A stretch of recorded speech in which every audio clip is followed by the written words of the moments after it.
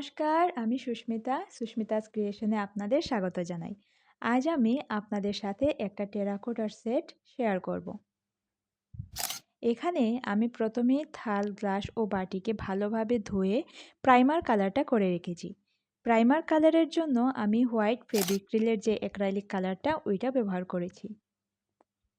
Primer কালারটা ভালোভাবে শুকিয়ে যাওয়ার পর আপনার পছন্দ মতো রং করতে পারেন।